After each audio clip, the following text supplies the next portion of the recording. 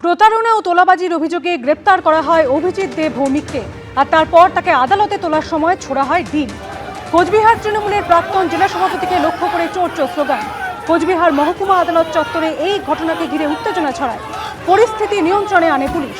অভিজিৎ দে ভৌমিকের 11 দিনের পুলিশ হেফাজতের নির্দেশ দেওয়া হয়েছে।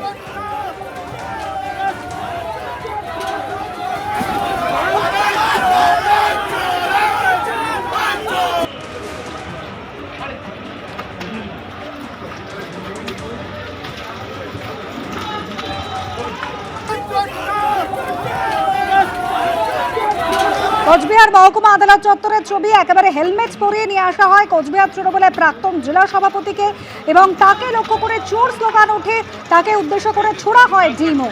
হাতে হেলমেট রয়েছে, তাকে নিয়ে প্রবেশ করছেন পুলিশ আধিকারিকরা। সেই সময় তাকে লক্ষ্য করে ছোড়া হলো ডিম। বেরানোর সময় ছবি, যখন তাকে হেলমেট পরিয়ে বার করা হচ্ছে।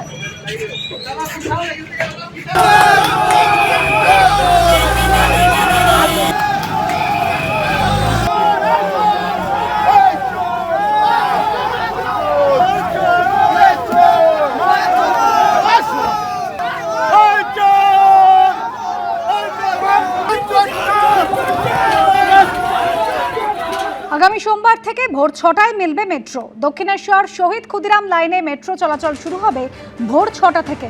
এই লাইনে শেষ মেট্রো চলবে রাত 10:30 পর্যন্ত। গ্রিন লাইনেও আগামী সোমবার থেকে মেট্রো চলবে সকাল 6টা থেকে রাত 10:30 পর্যন্ত। সোম থেকে শনি পর্যন্ত এই পরিষেবা পাবেন যাত্রীরা।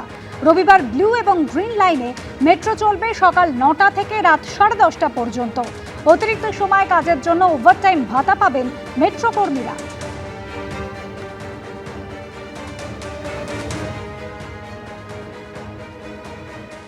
পশ্চিমবঙ্গে কর্মসংস্থানের অবস্থা ভয়াবহ। কোনো নতুন শিল্প আসেনি। শিল্প না আসার ফলে কর্মসংস্থান হয়নি। এমএসএমই সেক্টর উপেক্ষিত। ফুড প্রসেসিং এ কত সুযোগ রয়েছে সব উপেক্ষিত থেকেছে। রোজগার মেলায় বলেন মুখ্যমন্ত্রী। এই পশ্চিমবঙ্গের অবস্থা কর্মসংস্থানের ক্ষেত্রে ভয়াবহ। কোনো বড় শিল্প আসেনি। শিল্প না আসার ফলে অনুসারী শিল্প হয়নি। নতুন এয়ারপোর্ট, নতুন সিপোর্ট, রেলের সম্প্রসারণ হয়নি। এমএসএমই সেক্টর উপেক্ষিত থেকেছে। ফুড প্রসেসিং এখানে বিরাট সুযোগ রয়েছে। আম থেকে, লিচু থেকে, আনারস থেকে কি নেই।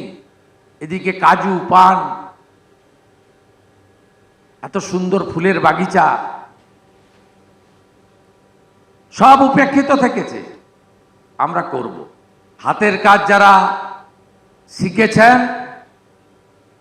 যারা কারিগর, যাদেরকে আমরা বলি সৃষ্টির দেবতা বিশ্বকর্মা, গোটা ভারতে বিশ্বকর্মা যোজনা চালু হলো, ইমপ্লিমেন্ট হলো। লক্ষ লক্ষ আর্টিজানরা, কারিগররা নিজের পায়ে দাঁড়িয়ে গেল। পশ্চিমবঙ্গ অংশগ্রহণ করলো না। 8,65,000 দরখাস্ত পড়েছিল পোর্টালে, এসেই সব পাঠিয়ে দিয়েছি যাতে বিশ্বকর্মা যোজনাও এখানে চালু হয়। সবাই ভালো থাকবেন। এবারের বাজেটে আমরা ঘোষণা করেছি 1 লক্ষ আরো high skill, semi skill training দেব। এবিপি আনন্দ, এগিয়ে থাকে, এগিয়ে রাখে।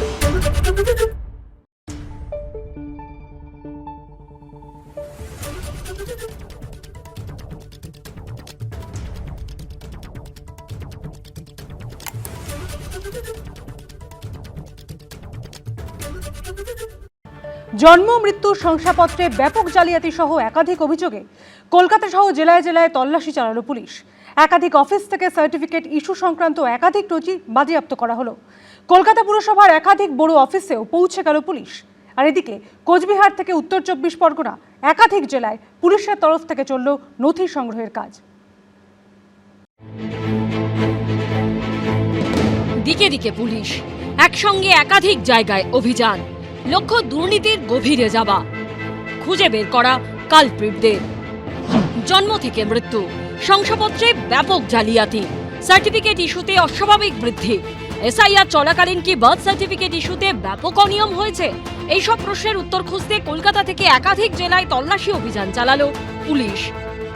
সরকারি দপ্তর থেকে শ্মশান, পঞ্চায়েত থেকে পুরসভা, রেজিস্ট্রার সহ একাধিক নথি বাজেয়াপ্ত করলো পুলিশ।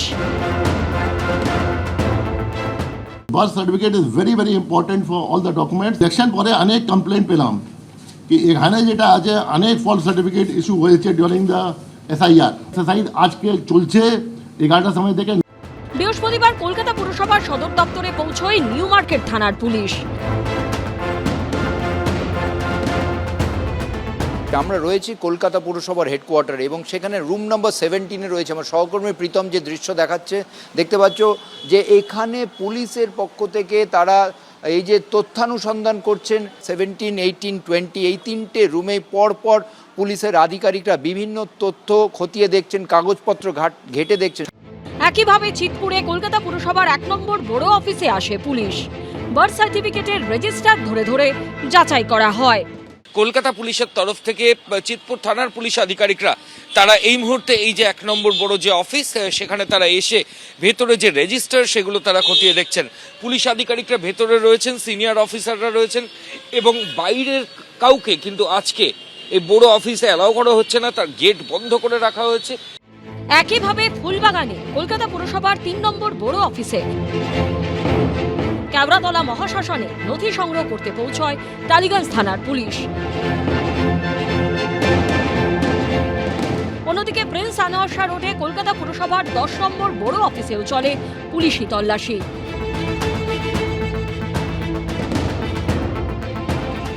কলকাতার পাশাপাশি একাধিক জেলাতেও চলে তল্লাশি অভিযান।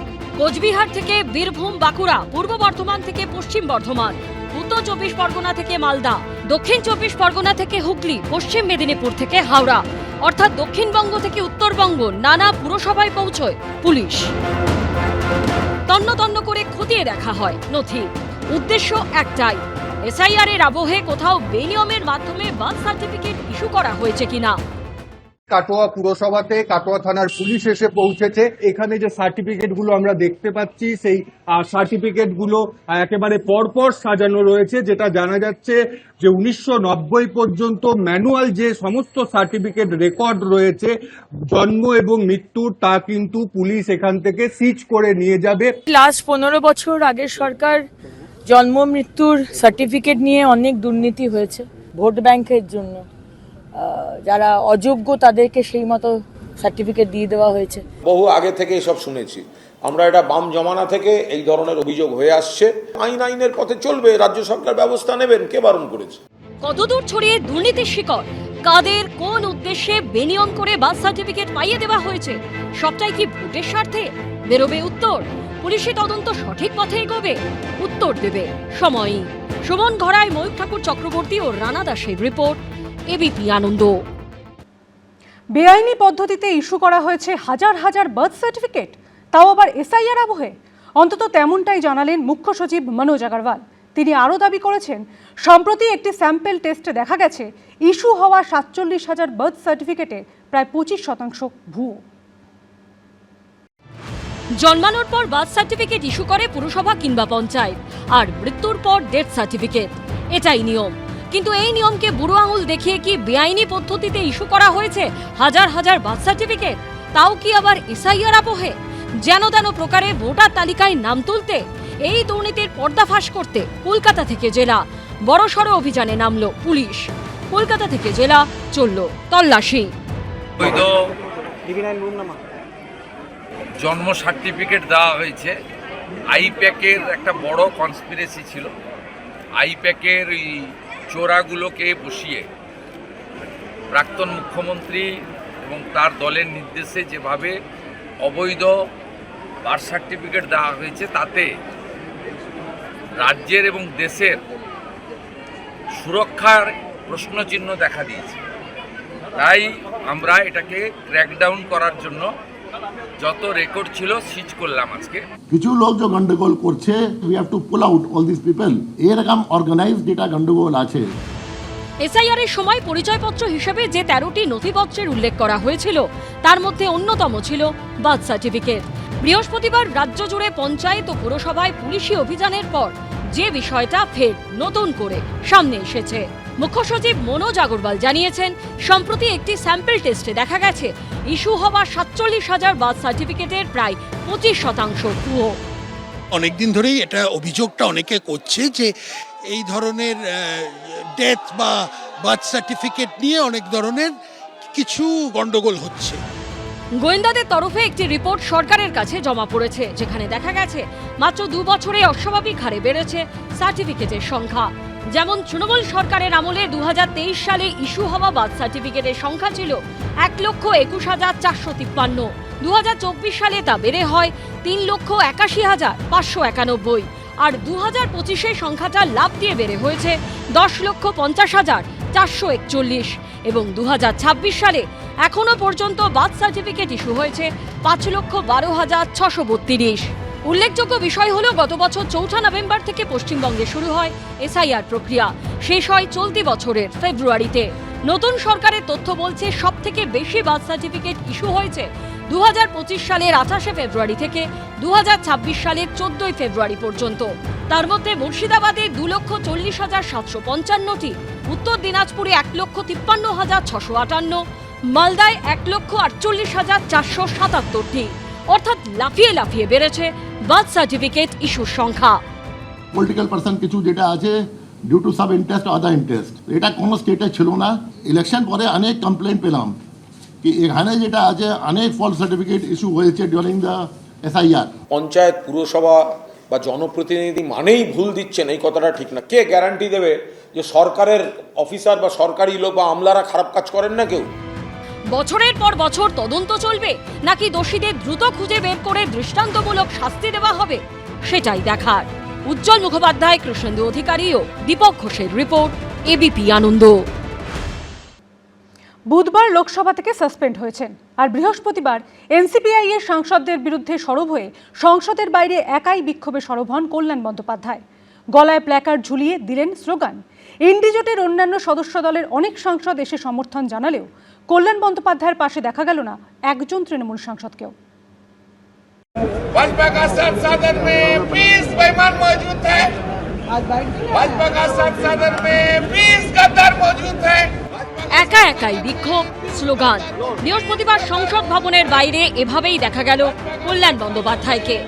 মঙ্গলবার কালীঘাট তৃণমূলের 21 সভামঞ্চে নেত্রীর সঙ্গে বাদানুবাদ, মহিলা সাংসদের সঙ্গে দুর্ব্যবহারের অভিযোগে বুধবার লোকসভা থেকে সাসপেন্ড, আর বৃহস্পতিবার মকরদ্বারে গলায় প্ল্যাকার্ড ঝুলিয়ে একাই প্রতিবাদ। নিশানায় তৃণমূলের বিদ্রোহী ও এনসিপিআইতে মিশে যাওয়া 20 জন সাংসদ, যারা বিজেপি নেতৃত্বাধীন এনডিএ-কে সমর্থন করছেন। भाजपा का सदन में 20 गद्दार मौजूद है, भाजपा का सदन में 20 गद्दार मौजूद है। 1 लाख कल्याण ব্যানার্জিকে বিজেপি ভয় খায়, বুঝতে পেরেছো? 1 lakh Kalyan Banerjee enough for this BJP peoples. হ্যাঁ, ওরা জানে যে এই লোকটাকে বার করে রাখতে পারলে এখন অন্তত একটুখানি নিঃশ্বাস প্রশ্বাস পাবে। একলাই কাফি আছি। কল্যাণ বন্দ্যোপাধ্যায়কে একা স্লোগান দিতে দেখে একে একে এগিয়ে আসেন ইন্ডি জোটের শরিক একাধিক দলের অনেক সাংসদই। কেউ হাত মেলালেন, কেউ কিছুক্ষণের জন্য পাশে বসলেন, যেমন কংগ্রেস সাংসদ ইমরান মাসুদ। কল্যাণ বন্দ্যোপাধ্যায়কে সিঁড়িতে একা বসে স্লোগান দিতে দেখে হাসি মুখে হাত মিলিয়ে যান সিপিএম সাংসদ ও পলিট ব্যুরো সদস্য আমরা রাম। লড়াই বিজেপির বিরুদ্ধে থাকবে, লড়াই গদ্দারদের বিরুদ্ধে থাকবে, লড়াই বেঈমানদের বিরুদ্ধে থাকবে। যে বেঈমান পশ্চিমবাংলার 20 জন বেঈমানকে আইডেন্টিফাই করা হচ্ছে, সারা দেশ দেখছে। এইসব বেঈমানদের জন্য বিজেপির সাহস বেড়ে গেছে। কিন্তু তাৎপর্যপূর্ণ বিষয় হলো, শরিক ও বিরোধী দলের সাংসদরা একে একে সমর্থন জানিয়ে গেলেও কল্যাণ বন্দ্যোপাধ্যায়ের পাশে দেখা গেল না কালীঘাট তৃণমূলের একজন সাংসদকেও। যেখানে বর্তমানে লোকসভায় কল্যাণ বন্দ্যোপাধ্যায়কে নিয়ে 8 জন এবং রাজ্যসভায় 9 জন সাংসদ রয়েছেন। কিন্তু কেন? বুধবার কল্যাণ বন্দ্যোপাধ্যায় মমতা বন্দ্যোপাধ্যায় ও অভিষেক বন্দ্যোপাধ্যায়ের বিরুদ্ধে ক্ষোভ উগরে দিয়েছেন বলে। শুধু অভিষেক করতে তো প্রবলেম হয়ে যাচ্ছে আমাদের। বাংলার মানুষ মমতার দিকেই তাকিয়ে আছে। মমতা দিদির জন্য লড়াই করতে আমি প্রস্তুত আছি, কিন্তু দিদিকেও বুঝতে হবে বাস্তবটা কি। দিদি যদি বাস্তব না বোঝে, তাহলে দিদি যে দল তৈরি করেছে, দিদি নিজের হাতে সেই দল শেষ করবে। এই নিয়েও শুরু হয়েছে রাজনৈতিক জল্পনা। লোকসভায় বিজেপি পুরোদস্তুরভাবে কোণঠাসা এবং নিট থেকে শুরু করে এখন যা চলছে আন্দোলনে দমন পীড়ন সবেতে গোটা দেশ জেগে উঠেছে এবং বিজেপির সরকারের সমালোচনা করছে। সেখানে তারা কখনো বিরোধীদের ভাঙতে চাইছে, কখনো বিরোধীদের কণ্ঠরোধ করতে চাইছে। কল্যাণ ব্যানার্জিকে সাসপেন্ড করেছে, তারপরেও তো কল্যাণ ব্যানার্জি আজকে একক শক্তিতে লড়ে গেছে। এই ক্ষেত্রে হয়তো দিদি বারণ করে দিয়েছেন, উত্তরাধিকারীও বলে দিয়েছেন কেউ ওর পাশে থাকবে না, কারণ উনি তো ঘোষিত অবস্থানে দিদির সঙ্গে, কিন্তু এখানে আবার উনি একা। তার মানেটা কি? কোনো জায়গা থেকে বারণ আছে, মানে আবার তৃণমূল ভাঙে। সংসদের সিঁড়িতে যখন কল্যাণ বন্দ্যোপাধ্যায় প্রতিবাদ জানাচ্ছে, তখন তার ঠিক পাশ দিয়ে সিঁড়ি দিয়ে নেমে বেরিয়ে যান রাজনাথ সিং। মুচকি হেসে চলে যান তিনি। তার মধ্যেই চলতে থাকে কল্যাণ বন্দ্যোপাধ্যায়ের স্লোগান।